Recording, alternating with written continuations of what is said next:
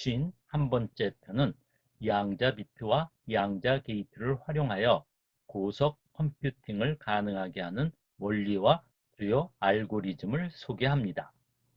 큐비트에 양자 게이트를 통하여 데이터를 입력하면서 큐비트 사이에 양자 얽힘 상태를 만들고 양자 회로로 연산하는 과정을 파동의 위상을 조절하면서 간섭하게 만들어 대규모 병렬 계산을 가능하게 합니다.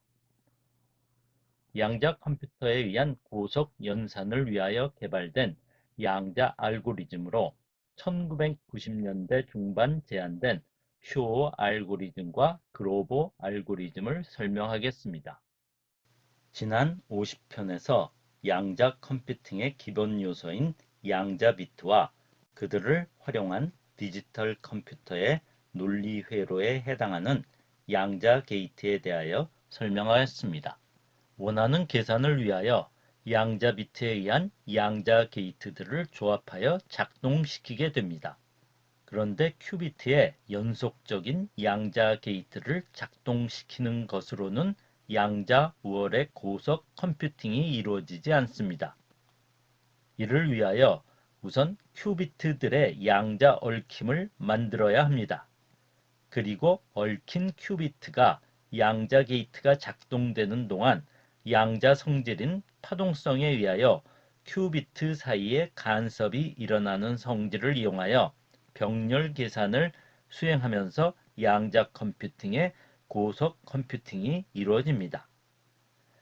양자이론 일부에서 설명한 바와 같이 파동의 특성인 간섭은 두 개의 파동의 위상이 일치할수록 세기가 증가하는 보강 간섭이 되고 위상이 어긋날수록 상쇄 간섭이 일어나는 현상입니다. 양자 회로에서 파동을 간섭시킨다는 것은 큐비트의 위상을 조정한다는 것으로 고속의 양자 계산에서 위상은 매우 중요한 역할을 하게 됩니다. 세 개의 큐비트의 양자 얽힘으로 고속 양자 컴퓨팅을 수행하는 과정을 먼저 설명하겠습니다.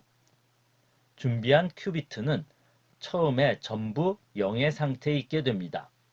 데이터가 입력된 후 계산이 진행되면서 큐비트는 0과 1 상태의 확률, 진폭과 위상이 변화합니다.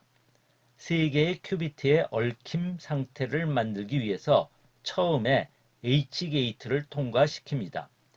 H게이트는 0 상태를 0과 1이 반반의 균등한 중첩 상태를 만들게 됩니다. 세 개의 큐비트를 전부 H게이트를 통과시키면 그림에서 보여주는 바와 같이 8개의 중첩된 상태가 됩니다.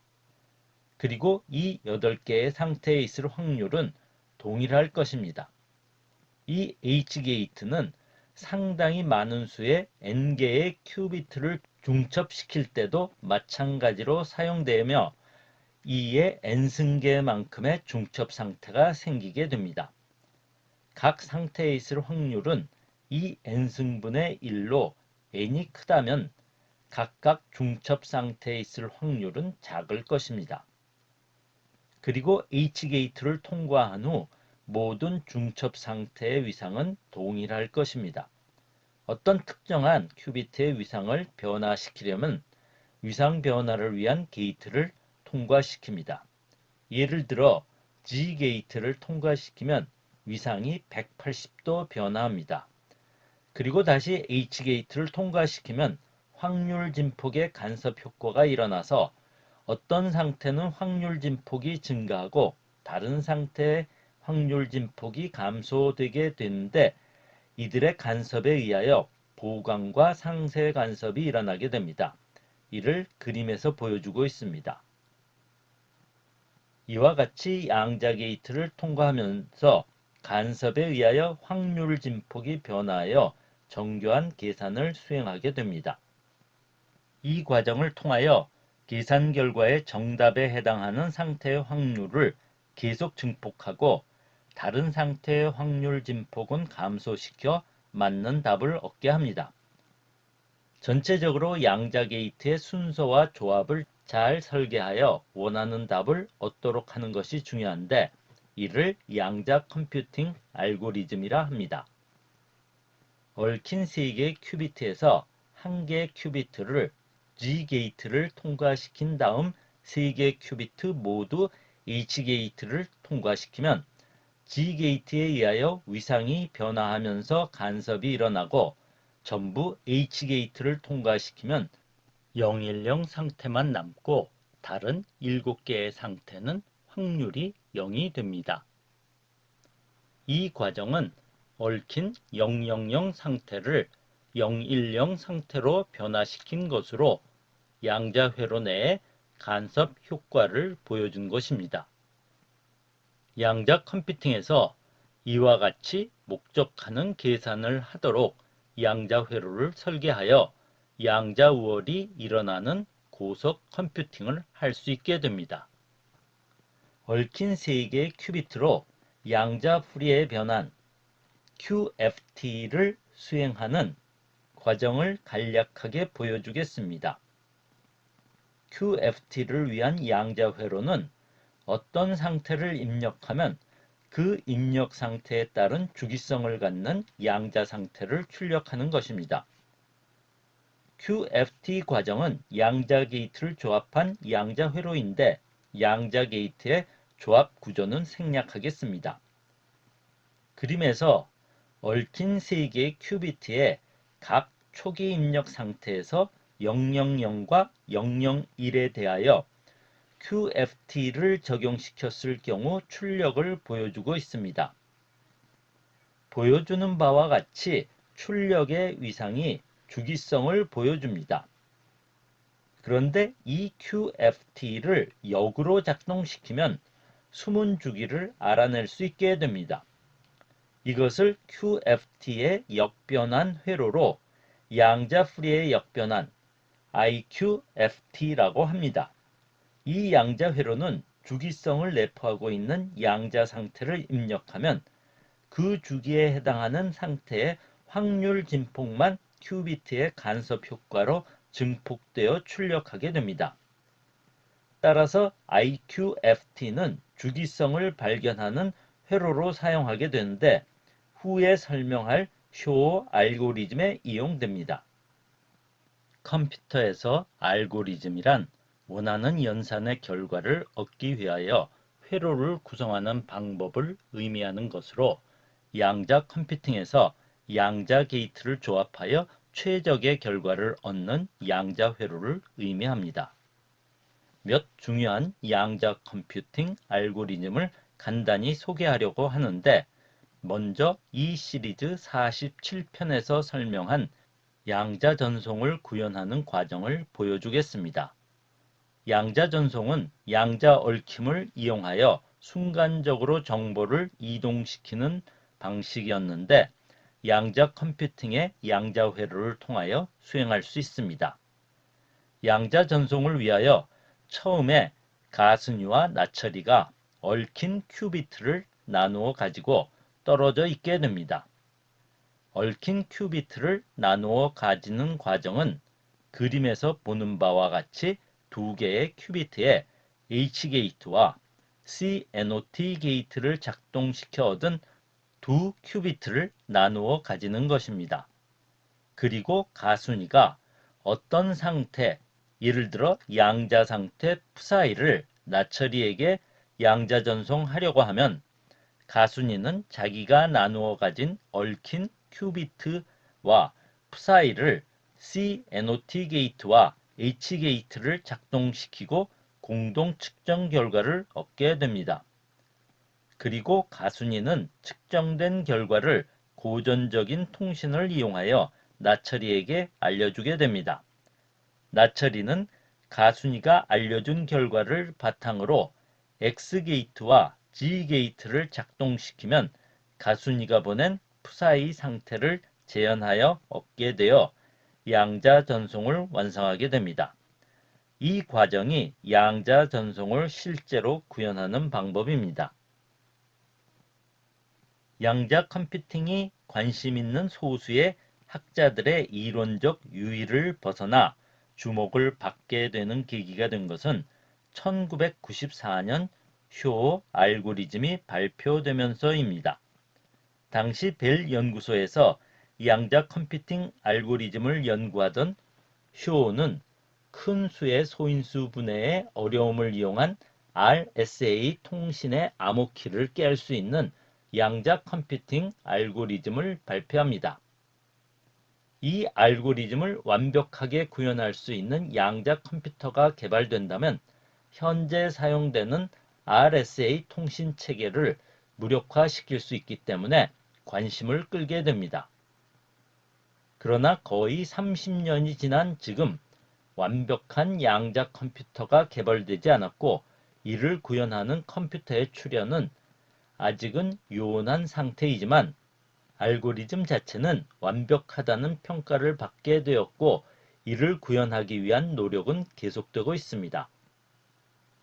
쇼 알고리즘을 간단히 설명하면 첫 단계는 소인수 분해가 가능한지를 점검하는 단계인데 이 과정은 고전적 컴퓨터로 수행합니다. 그리고 양자 컴퓨팅에서 작동하는 쇼 알고리즘은 양자 프리의 역변환을 사용하여 숨은 주기를 찾게 됩니다. IQFT에 의하여 숨은 주기성을 찾는 과정은 현대 암호 체계를 풀어내는 주요한 방법입니다.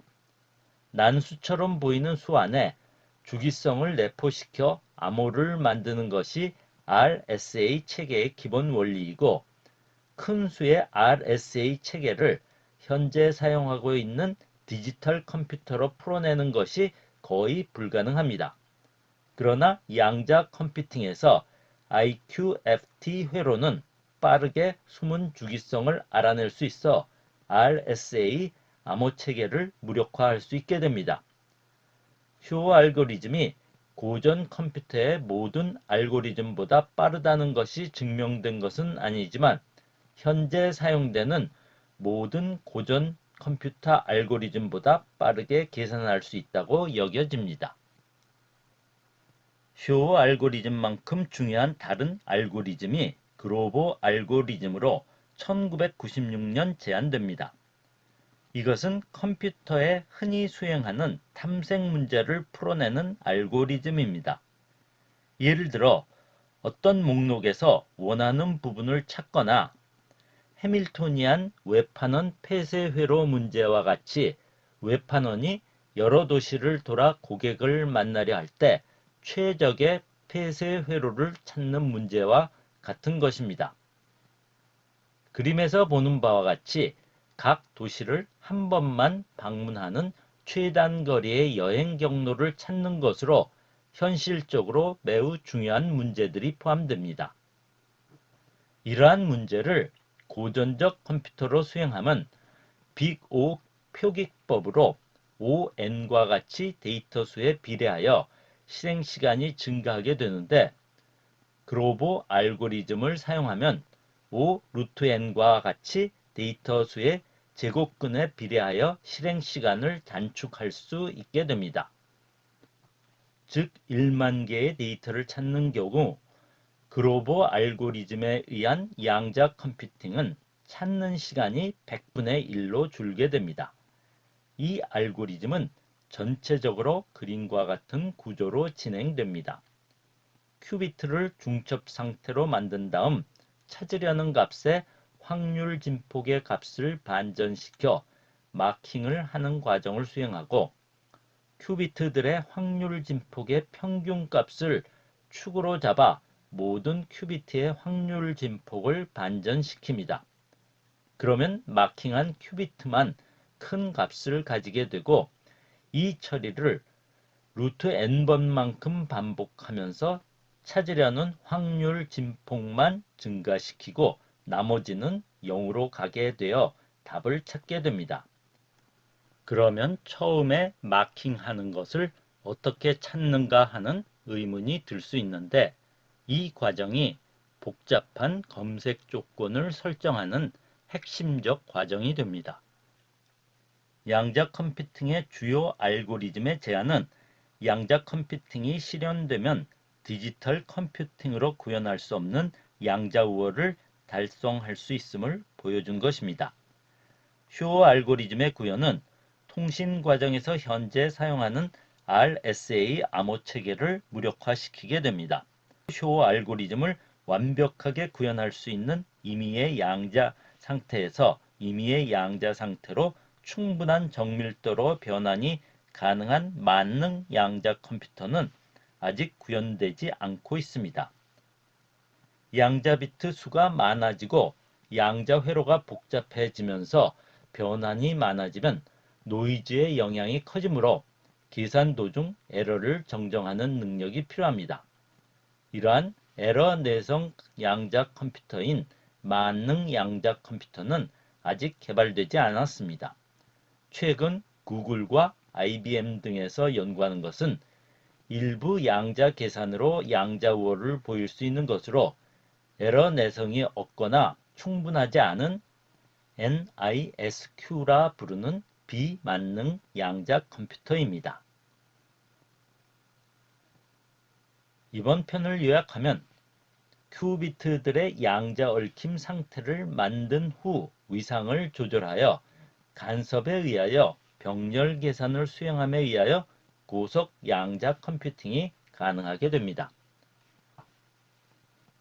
고속 컴퓨팅이 가능하도록 양자 회로를 조합하여 알고리즘을 구성하게 되는데 1990년대 중반 제안된 쇼 알고리즘과 그로버 알고리즘이 대표적인 양자 알고리즘으로 양자 우월을 보일 수 있습니다.